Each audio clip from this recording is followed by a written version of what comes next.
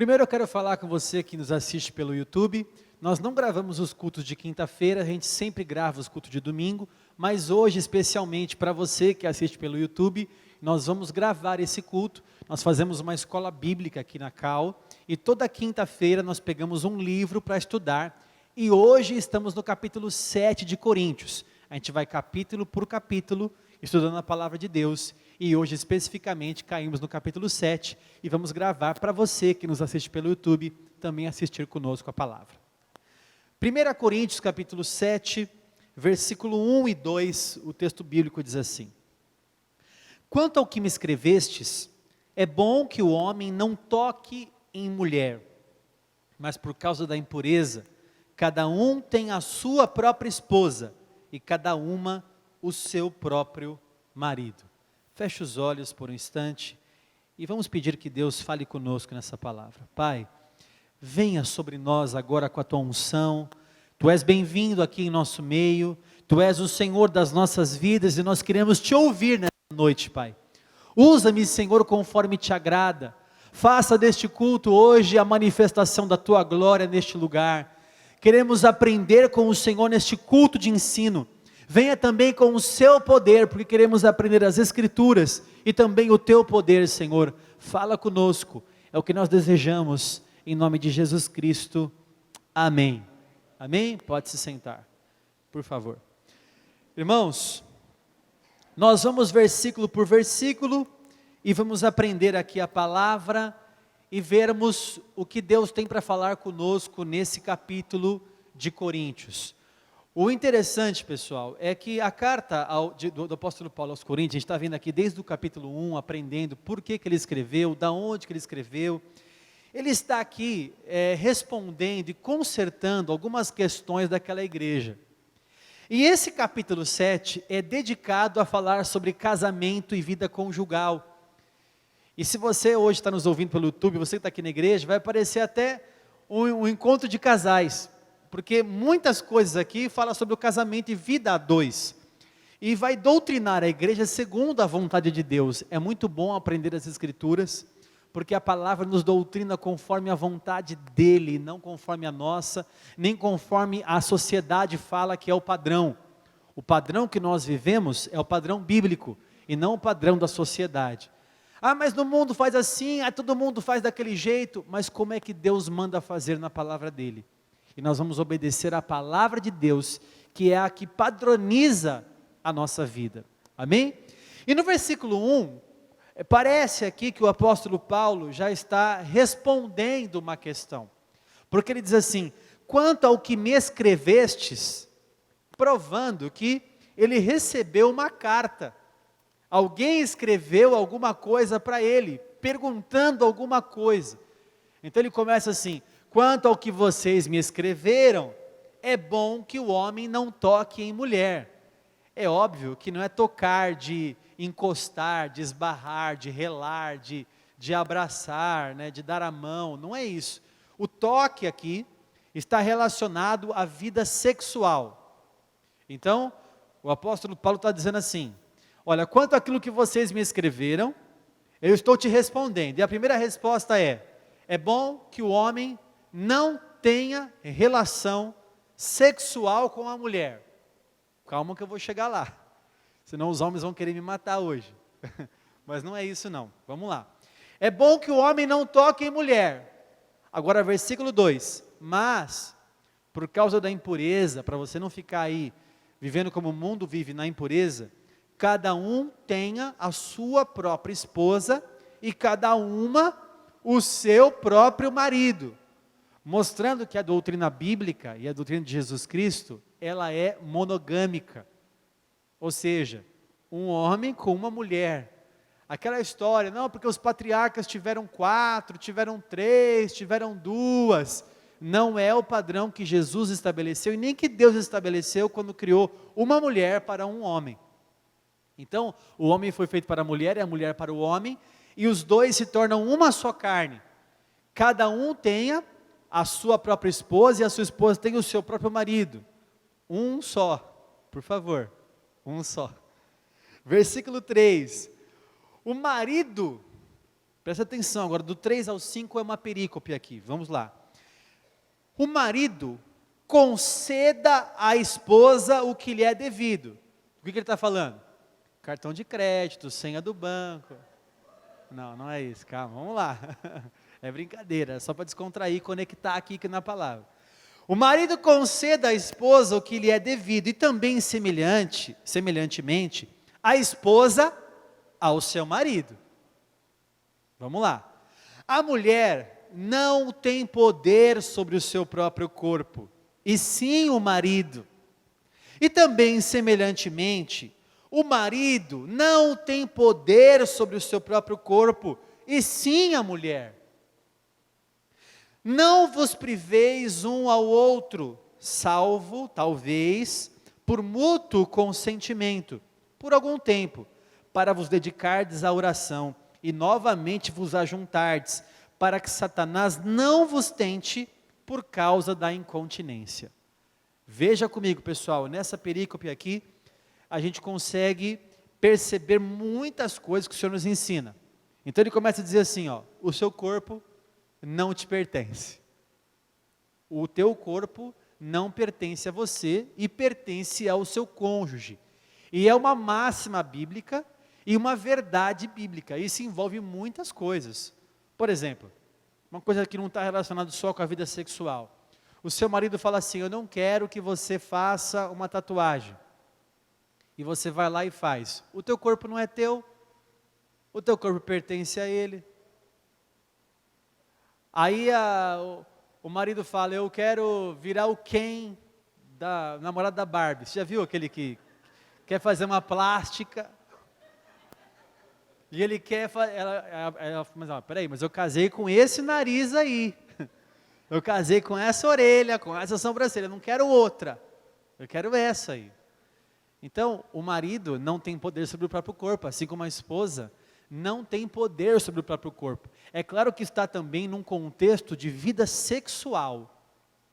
E no contexto de vida sexual, o teu corpo é propriedade do seu marido, mulher. E você, homem, o teu corpo é propriedade da sua esposa, um pertence ao outro.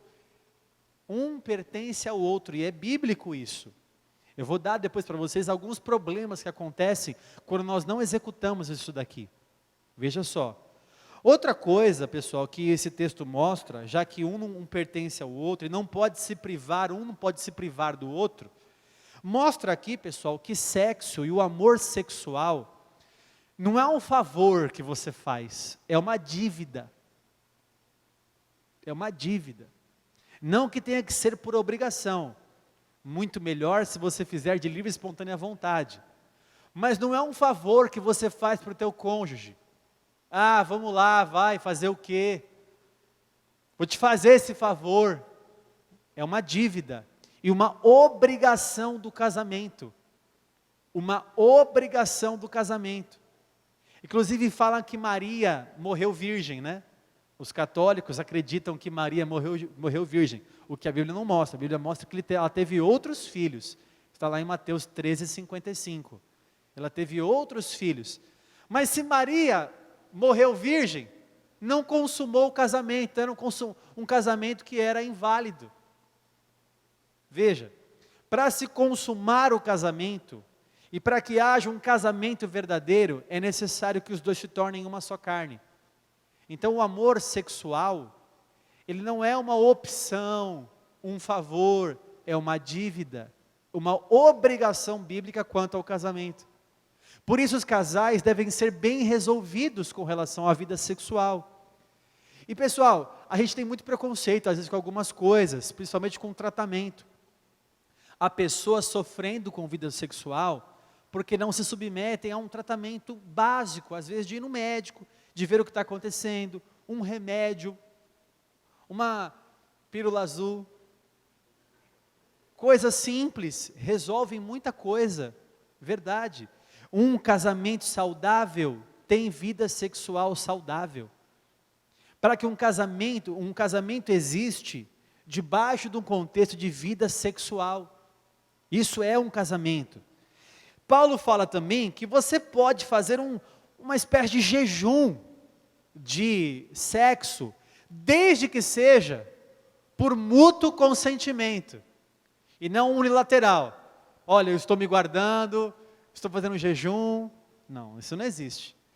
Desde que seja por mútuo consentimento, aí sim, para se dedicar a alguma coisa maior ou para oração, não que eu não possa orar enquanto eu estiver com a minha vida sexual ativa, mas que eu vá fazer alguma coisa que dependa de uma consagração, da mesma forma que eu paro de comer num jejum para orar, eu poderia continuar comendo e orar da mesma forma, mas eu posso fazer um jejum de sexo para me dedicar à oração, mas a Bíblia alerta muito bem, por algum tempo, para que não se estenda muito esse tempo, porque pode acontecer do casal pecar por causa disso. Veja que o casal pode se abster de sexo por algum tempo. Portanto, se você está aqui hoje, é casado, porque fora do casamento é pecado. Sexo fora do casamento, ou é prostituição, ou é fornicação, ou é adultério. Não tem fora do casamento, o sexo é pecado gravíssimo perante a Bíblia e perante Deus. Dentro do casamento, não ter sexo é um pecado gravíssimo. Dentro do casamento, é necessário que isso aconteça, e se não acontece, você precisa buscar ajuda e resolver isso. Se você está ouvindo aqui hoje, e a tua vida sexual não é totalmente ativa e regulada, você que é casado, você precisa orar com o teu cônjuge e resolver isso. Porque um casal saudável tem uma vida sexual saudável, ativa, gostosa, prazerosa. Isso não é pecado. Às vezes a gente cristão tem muito preconceito de falar isso no púlpito, tem muita vergonha de comentar sobre isso, de se expor com relação a isso, está vivendo uma vida deplorável sexualmente, né?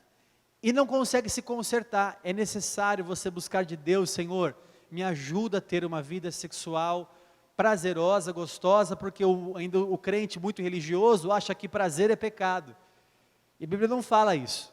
A Bíblia fala o contrário, muito pelo contrário. E o que ele fala é o seguinte: para que o marido ou a esposa não peque por causa da incontinência, porque Satanás ele tenta a pessoa pela falta. Incontinência, pessoal, significa não se controlar. Por exemplo, incontinência urinária, a pessoa não controla a urina, por exemplo. A pessoa que não consegue se dominar, Satanás ele vai tentar essa pessoa, e por falta de sexo, essa pessoa será tentada por Satanás. E a Bíblia fala isso. A Bíblia fala que se você não dá sexo para o teu cônjuge, marido ou mulher, o teu cônjuge que está sem sexo vai ser tentado por Satanás.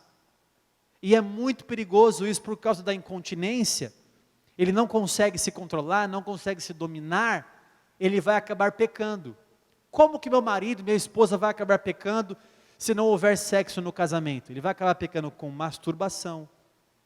O meu cônjuge vai acabar pecando com pornografia, que é um câncer inserido dentro da igreja, irmãos.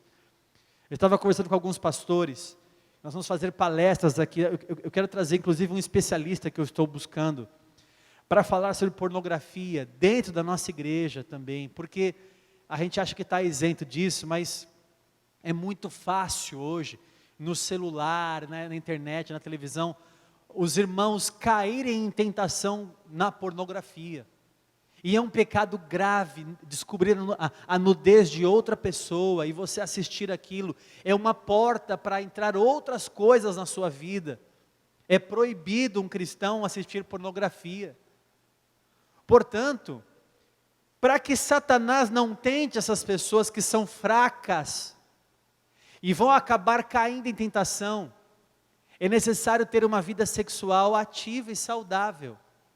Você entendeu, pessoal? Estou dizendo aqui, é uma palestra hoje até para você entender, você que é casado. Não deixe Satanás tentar. Entra a masturbação, entra a pornografia e entra até o adultério. Eu não estou dando aval aqui também para que isso aconteça, né? Ah, o bispo falou, aí você não me dá sexo, por isso que eu adulterei. Não é isso que eu estou falando, não é? Olha, está vendo? Eu estou me resolvendo sozinho, eu estou assistindo pornografia, porque o bispo falou, a culpa é sua. A culpa é sua que não dá o teu corpo que é meu. Não é? Então tem dois lados aí, eu não estou dando aval para você sair pecando, com a aval dizendo assim, realmente, não me dá sexo, e é por isso que eu faço isso. Está errado. Por outro lado, você cônjuge, você precisa satisfazer o teu marido. Vou falar uma frasezinha do pastor Cláudio Duarte, é um pouco picante, mas você vai entender o que eu estou falando. Não é minha, pastor Cláudio Duarte. Dá janta para o teu marido em casa, que ele não precisa comer fora. Você entendeu? Se ele tem comida em casa, tem a janta dele, você já sabe o que ele gosta, ele não precisa procurar fora. Ele não vai comer no restaurante. Você entendeu? Foi uma forma delicada de eu tentar explicar para você.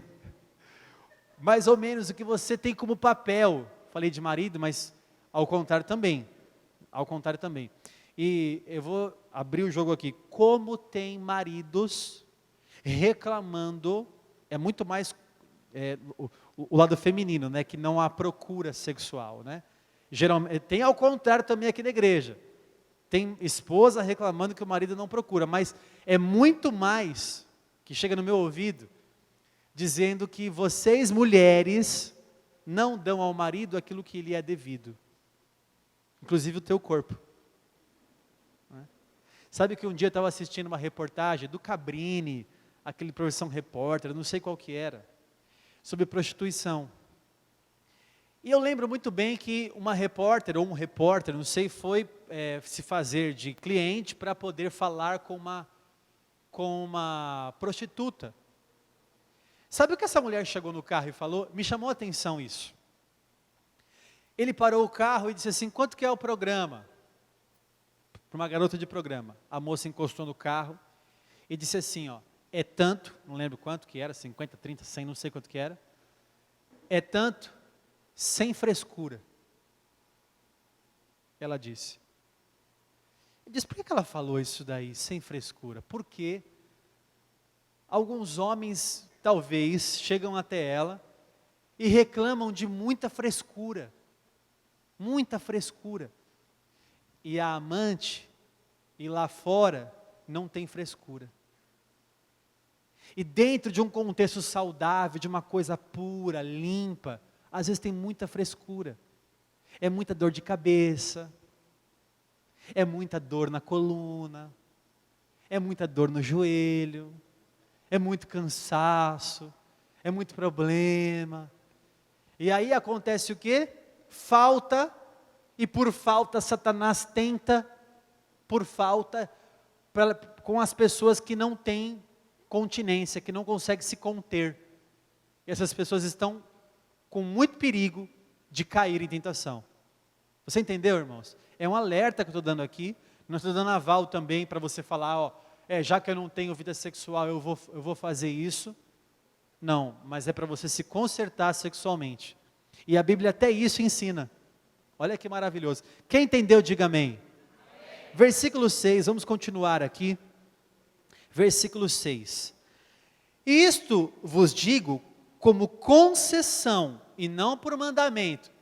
O se abster por um tempo, não é para fazer isso como mandamento, é uma concessão, é um conselho. Versículo 7, vamos do versículo 7 até o 8. Quero que todos os homens sejam tais como eu também sou. No entanto, cada um tem de Deus o seu próprio dom. Um, na verdade, de um modo, outro de outro. E aos solteiros e viúvos, digo que lhes seria bom se permanecessem no estado que também eu vivo. Aí você vai perguntar, tá bom, bispo, que estado que Paulo vive? São Paulo vive. Né? Que estado que ele vive? Ele vive sozinho. Dificilmente o apóstolo Paulo seria solteiro, tá? Porque a posição que ele alcançava no sinédrio, e a expressão que ele teve, o sucesso que ele teve dentro do judaísmo, dificilmente um solteiro alcançaria essa posição. Então, mais provavelmente é que ele fosse viúvo e que a sua esposa tivesse morrido, ou então ele fosse separado e resolveu então viver sozinho para o Senhor, visto que a esposa poderia ter o abandonado. São as hipóteses que pode ter acontecido com o apóstolo Paulo, mas provavelmente que o apóstolo Paulo fosse viúvo, tá? Então ele diz assim: é melhor que vocês fiquem como eu, sozinhos. E se você é solteiro ou viúvo, melhor ficar assim. Olha o que ele fala. Se você é solteiro ou viúvo, melhor permanecer no estado que eu também vivo, sozinho. Mas tem um porém, veja comigo o versículo 9. Caso, porém, não se dominem, porque ele fala que é um dom. Ele fala no versículo 7, que alguns homens é dado esse dom. Alguns seres humanos têm capacidade de viver no celibato, mas é dom de Deus. Veja que não é por obrigação nem por coletividade. Por exemplo, para servir a Deus aqui na CAL tem que fazer o voto de celibato. Não, é para quem é dado o dom, há pessoas que têm dom de ficar sozinhas. É um dom. Agora, alguns, versículo 9, caso porém não se dominem, que se casem, porque é melhor casar do que viver abrasado ou com um ardente desejo. Como é que está na NTLH? No finalzinho do versículo 9. Ardente desejo? Queimando de desejo.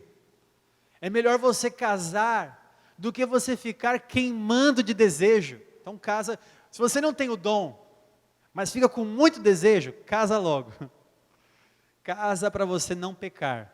Porque se você tiver sexo ou relações antes do casamento, é pecado e é fornicação. E não existe sexo antes do casamento. Você que é solteiro, jovem, tudo, você vai casar e só no casamento você vai conhecer sexualmente a tua esposa, o teu marido. Não existe sexo fora do casamento. Não existe. Ou se existe, é pecado. Versículo 10 e 11. Ora, aos casados ordeno, não eu, mas o Senhor, que a mulher não se aparte do marido. Se, porém, ela vier a separar-se, que não se case, ou que se reconcilie com seu marido, e que o marido não se aparte de sua mulher.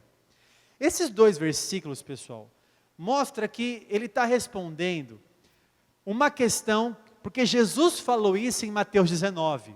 Jesus falou assim, perguntaram para Jesus, Jesus, é lícito repudiar sua mulher por qualquer motivo? Aí ele diz, não pode separar por qualquer motivo, a não ser por porneia ou porneia, que é um termo grego, que quer dizer imoralidade sexual. Isso inclui homossexualidade, bestialidade, pedofilia, adultério, relações ilícitas, sexo virtual, qualquer tipo de sexo fora do casamento é porneia. Jesus falou, pode se separar só por porneia, fora disso não pode se separar. Quem entendeu, diga amém. Então, só pode acontecer a separação e o divórcio, porque separação é uma coisa, divórcio é outra coisa. Separação é separação, divórcio é a autorização para casar de novo. Só tenho autorização para casar de novo, se o meu cônjuge pecar por porneia. Fora disso, é proibido separar. Não pode se separar. Não se aparte. Então ele está falando assim, ó, ordeno eu, não eu, mas o Senhor. Jesus falou isso. Jesus falou em Mateus 19 que não pode separar. E Paulo não vai contra Jesus aqui. Ele fala, então, mulher, não se aparte do seu marido. E se você se apartar, faz o quê? Não se casa ou se reconcilia com o teu marido. Ai, bispo, estou pensando em separar. Se separar, viva sozinha para sempre. Ao homem também. Ah, eu quero me separar da minha esposa. vai viver sozinho para sempre ou se reconcilia com a tua mulher. Não tem outra posição, não tem. Se a tua esposa ou o teu marido pecou com adultério, prostituição, pornografia, homossexualidade, pedofilia, qualquer coisa parecida, você pode então se separar e casar com outra pessoa. Fora disso, não pode se separar e não pode casar com outro, e se casar com outro é adultério. Não tem outra parte, não tem concessão bíblica para outra situação. Versículo 12, ele muda um pouquinho a frase. Ele diz assim: ao mais digo eu, não o Senhor. Presta atenção. No versículo 10 ele disse: ora, aos casados ordeno, não eu, mas o Senhor. No versículo 12 ele fala: ao mais digo eu, não o Senhor. Presta atenção. Versículo 12 inteiro para você entender. Se algum irmão tem mulher incrédula, e esta consente em morar com ele, não a abandone. Pare aí um minutinho. Alguns vão interpretar assim: bom, agora, a opinião de Paulo. Porque no versículo 10 ele falou assim, ó, quem está falando agora é o Senhor, não eu. Mas no versículo 12, quem está falando sou eu e não o Senhor. Né? Mas não é isso que ele está falando. Ele está falando assim, olha, quando eu falo sobre não se separar, não foi eu quem falou isso foi Jesus, lá em Mateus 19. Quem fala isso é Jesus lá em Mateus 19. Agora, eu estou falando agora porque Jesus não falou isso que eu vou falar, mas é bíblico também e é inspirado por Deus o que eu vou te dizer. Deu para entender ou não? O que ele está dizendo é o seguinte: o que eu vou falar agora, não o Senhor, não quer dizer que Deus não falou isso, quem falou foi Paulo. Não, é que Jesus não citou isso nas suas escrituras, nos seus feitos, nas suas obras, mas ele estava citando qual era a doutrina que Jesus queria que tivesse. E qual era a palavra que Paulo está trazendo agora, o ensinamento que Paulo trouxe, que Jesus não trouxe? Está dizendo o seguinte: se algum irmão tem mulher incrédula, e consente morar com ela, aceita morar com ela, não a abandone. Ah, bispo, minha esposa é incrédula, eu sou crente e minha esposa não é. Não a abandone. Versículo 13. E a mulher que tem marido incrédulo, e este homem que é incrédulo, consente em viver com ela, não o deixe o marido. Não deixe o marido. Mesma coisa, então, ó, se você está casado, você é crente, o seu cônjuge não é, não pode abandonar. Se ele quer morar com você, o seu cônjuge, não pode abandonar o cônjuge. Não pode. Agora, versículo 14. Porque o marido incrédulo é santificado no convívio da esposa, e a esposa incrédula é santificada no convívio do marido crente. O que ele está falando é o seguinte: não é que a santidade, eu me santifico e ele é santo porque eu sou santo. Não. É que há uma contaminação através das ações, quer dizer, a pessoa ela é contaminada pelo seu bom procedimento, e você vai santificando a tua casa, ele vai conhecendo. Você que é homem e a sua mulher não conhece a Deus, o teu bom procedimento vai santificando a tua casa, porque eles vão conhecendo princípios cristãos. Da mesma forma, você é mulher, o teu marido não conhece a Jesus, o teu bom procedimento vai contagiar o seu cônjuge, vai começar a santificá-lo também. De outra sorte, os vossos filhos seriam impuros, porém agora são santos. Quer dizer, eles crescem conhecendo a palavra de Deus e por isso são santos. Versículo 15.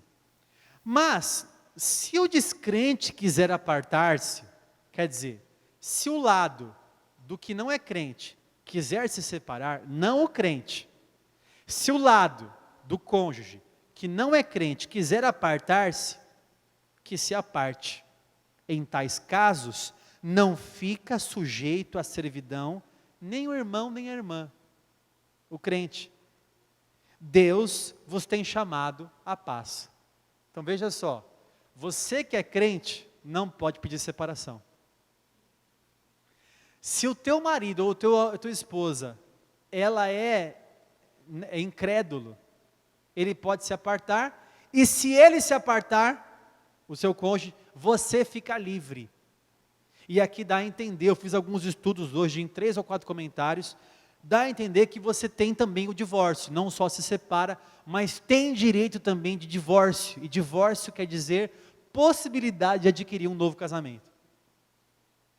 Então, se o cônjuge incrédulo se separar, você está livre, diz a palavra. Versículo 16 agora, uma leitura até o 24, que é um contexto inteiro.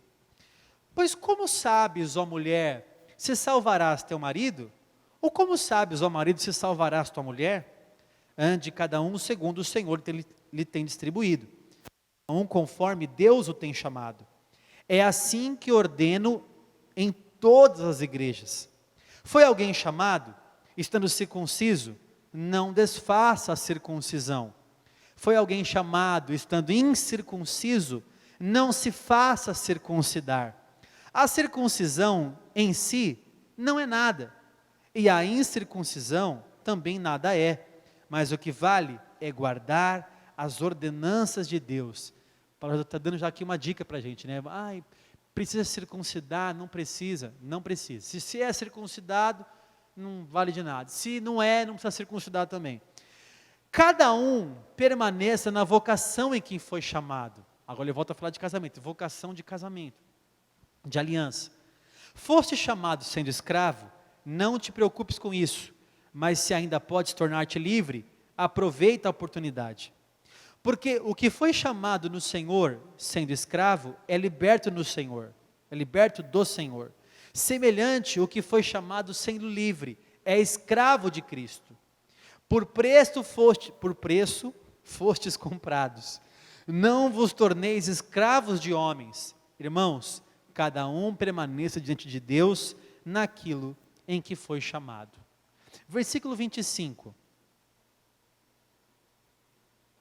Com respeito às virgens, não tenho o mandamento do Senhor, porém dou a minha opinião, como tendo recebido do Senhor a misericórdia de ser fiel. Considero, por causa da angustiosa situação presente, ser bom para o homem permanecer assim como está solteiro, virgem. Estás casado? Não procures separar-te. Estás livre de mulher? Não procure sarna para se coçar. Tá? Não procure casamento. Estás livre de mulher? Não procures casamento. Mas, se te casares, com isso não pecas. E também, se a virgem se casar, por isso não peca. Assim, tais pessoas sofrerão angústia na carne, e eu quisera poupar-vos. Quer dizer, eu estou dando uma dica para vocês, que vocês vão sofrer, vocês vão casar, vocês vão sofrer na carne, e eu queria poupar vocês disso. Veja que, voltando a falar do Cláudio Duarte, né? O pessoal fala assim, eu quero casar para ser feliz. Você não sabe o que você está pedindo, né? Aquele jovem também que diz assim, né? Eu quero casar logo, porque eu quero ter vida sexual. Você não sabe o que é ter vida de casar. Não é bem assim, calma. Então, você vai sofrer males. Eu quisera poupar-vos disso. Versículo 29. Isto, porém, vos digo, irmãos, o tempo se abrevia. O que resta é que não só os casados sejam como se o não fossem, mas também os que choram como se não chorassem, os que se alegram como se não se alegrassem, e os que compram como se nada possuíssem, e os que se utilizam do mundo como se dele não usassem, porque a aparência deste mundo passa.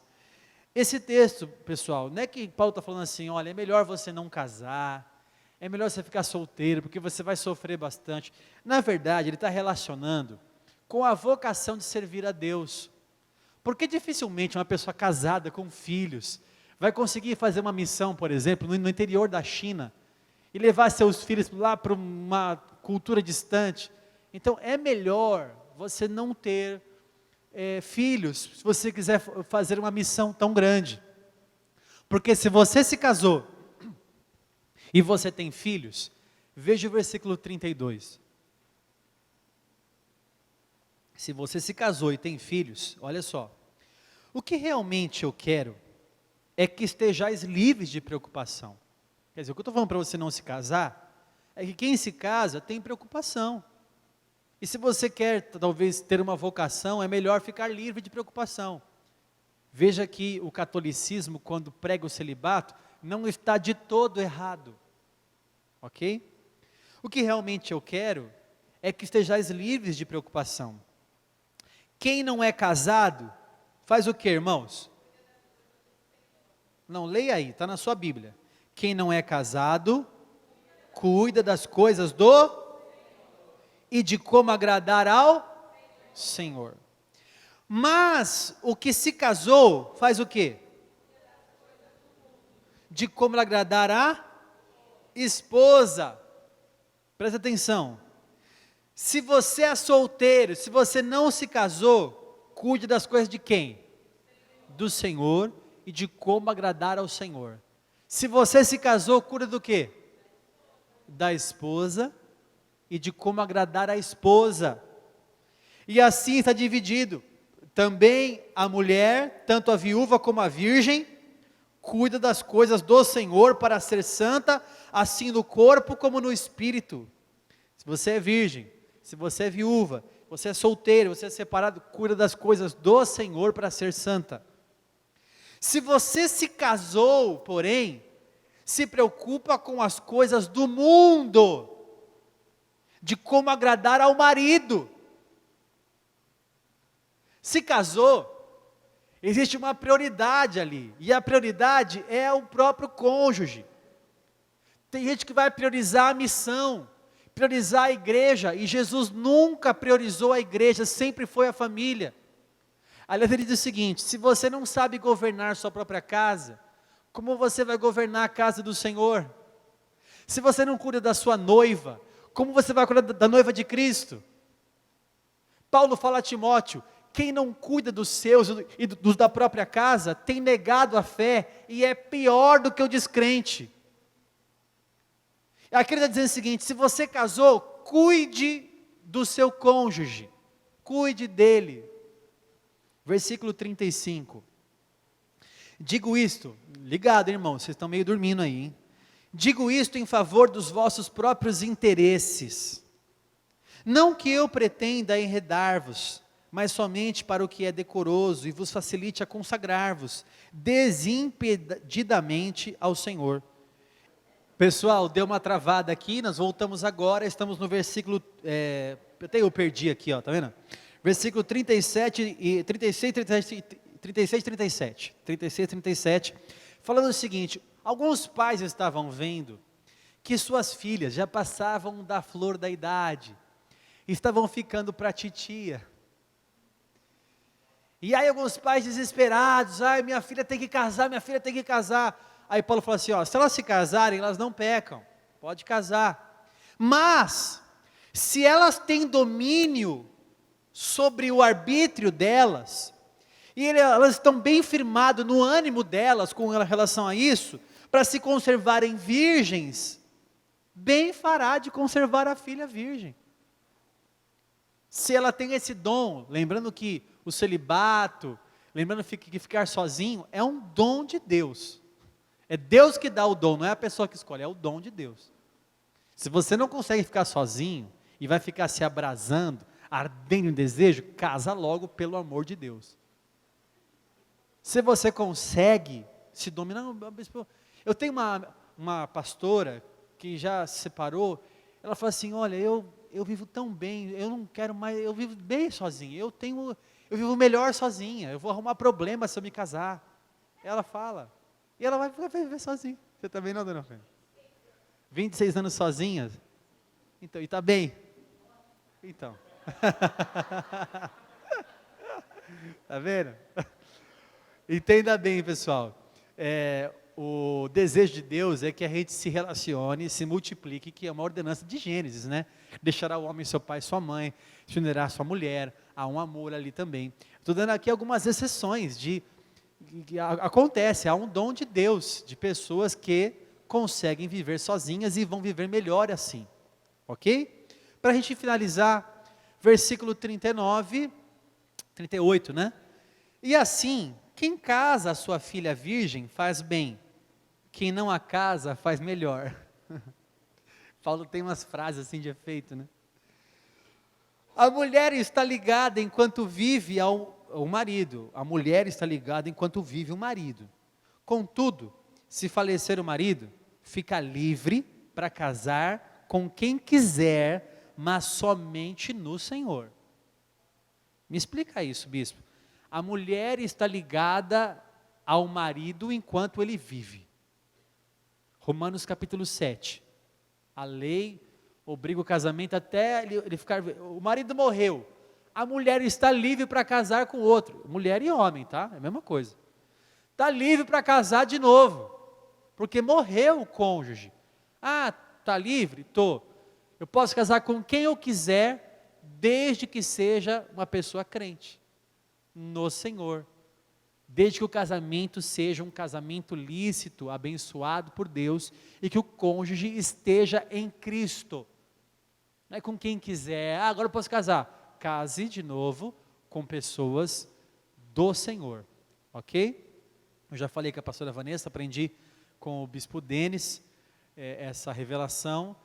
Se eu morrer primeiro, e ela casar com outro, eu volto, né? Não volto não, porque depois de morrer já vem o juízo, né? Versículo 40 para finalizar.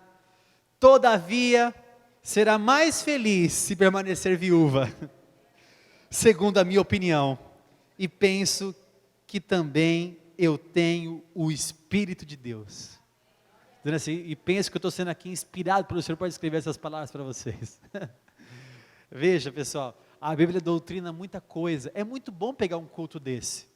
Talvez nunca ninguém parou para ler o capítulo 7 de Coríntios com você, tintim por tintim, versículo por versículo, em 40 minutos aqui de pregação, para explicar para você a doutrina que vai guiar sua vida. Essa palavra doutrina a minha vida. Por isso que eu não separo da pastora Vanessa, eu vou estar em pecado, senão eu já tinha... Estou brincando, né? Mas isso doutrina a minha vida, tira da minha mente qualquer tipo de divórcio, separação, adultério, fornicação, da minha mente acaba tudo isso, por quê? Porque eu não vou pecar contra Deus, não posso me separar, tenho que ter uma vida sexual com a minha esposa, no meu casamento, saudável, ativa, prazerosa, diante de Deus, sem nenhum tipo de manipulações satânicas na vida sexual, para que haja uma apimentada. Aliás, existem livros muito bons cristãos que falam sobre vida sexual. Semana que vem vai chegar algumas coisas na loja do Teu Lugar. Tem um livro chamado Entre Lençóis, que eu já vendi aqui na igreja, e tem um que eu estou trazendo também agora, chama Direto ao Ponto. Direto ao ponto. Eu vou ler primeiro antes de vender na igreja, né? Então eu comprei um exemplar só, para ver se está autorizado vocês lerem, né? Mas são livros cristãos que ensinam a importância de ter uma vida sexual saudável. Por isso, pratique essa palavra. Amém? Cuidado que o berçário já está pequeno. Mas pratique essa palavra. O seu marido vai ficar feliz, sua esposa vai ficar feliz. Deus deu o sexo como prazer, resolva isso. Resolva isso. Eu não sei como, Deus vai te dar sabedoria, se você é casado, resolva isso, e tenha uma vida cristã plena, e uma vida cristã plena envolve sexo, amém? Vamos ficar em pé, por favor. Eu vou dar uma palavra para vocês, que o Senhor me incomoda.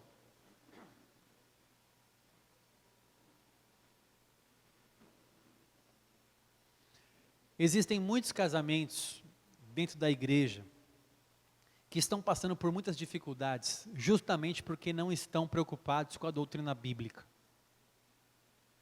Passa na sua cabeça separação, divórcio, adultério. Por que o seu casamento está assim? Porque você não está baseado na Bíblia. Você está aprendendo com a novela das 8, que diz o seguinte: olha, se você não está bom, separa. Tem uma saída de emergência, e se não der certo, passa para a próxima. Vai, sei lá, tem que ser feliz. A doutrina bíblica ensina a reconciliação do casal. Eu tenho discussões com a pastora Vanessa, não para discutir quem fica com o quê, qual vai ser a pensão, qual vai ser... Como a gente sabe que a gente não pode se separar, por mais que algumas vezes a gente tenha vontade mútua de fazer isso, brincadeira, a gente jamais vai pensar nisso. Sabe que existe um grande estrategista grego chamado Alexandre o Grande. Sei quem já ouviu falar sobre ele. Ele, para sair para a guerra, ele fazia não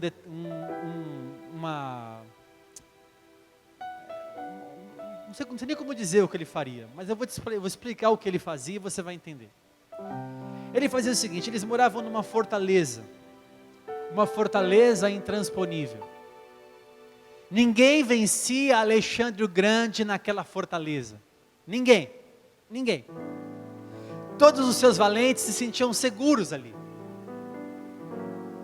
Então, quando ele ia para a guerra, ele dizia assim: passa todo mundo, passava todo o exército ali, e naquela ponte, que nem você vê nos filmes, né, que tem crocodilos, assim, abaixava a ponte, tem crocodilo, feras, tal. Ele dizia assim: destrói a ponte. Então o exército passava para guerrear, ele dizia assim: destrói a ponte. Por quê? Para destruir da cabeça dos soldados e do exército, que teria outra opção a não ser vencer. Você entendeu? Porque se tivesse na cabeça dos soldados um escape, se der errado aqui eu volto para minha fortaleza, se der errado aqui eu vou, olha, não tem volta, ou dá certo ou você vai morrer. Não tem opção de voltar atrás. Por isso ele mandava destruir, só quando voltasse vitorioso da guerra mandava reconstruir a ponte, para voltar para casa. Da mesma forma, nós estamos com um casamento sem destruir pontes do passado. E aí, se eu tenho pontes para voltar, é fácil, digo assim: eu volto para a casa da minha mãe, eu volto para a casa do meu pai, eu volto para a cidade de onde eu vim, eu volto para o meu antigo relacionamento, não deu certo, se não der certo eu volto. Sabe o que é isso? Tem ponte ainda. Você não destruiu a ponte. No meu casamento, todas as pontes de voltar atrás já estão destruídas. Ou eu resolvo minha vida com a minha esposa e caminho para frente, ou eu morro. Não tem como voltar atrás. Não tem ponte mais. Aprenda a destruir pontes. E a hora que você destruir a ponte, você vai resolver teu casamento. Esses dias eu aconselhei uma irmã que me chamou no WhatsApp, dizendo o seguinte: eu não aguento mais o meu marido, porque... Qual foi o motivo, fulana? Eu vou me separar, mas qual foi o motivo agora? Pela 10ª vez esse mês, você quer se separar do seu marido. Ela disse: porque o meu filho não quer comer feijão. E o meu marido, que não é pai do meu filho, está obrigando ele a comer feijão. Mas o filho dele não precisa comer feijão.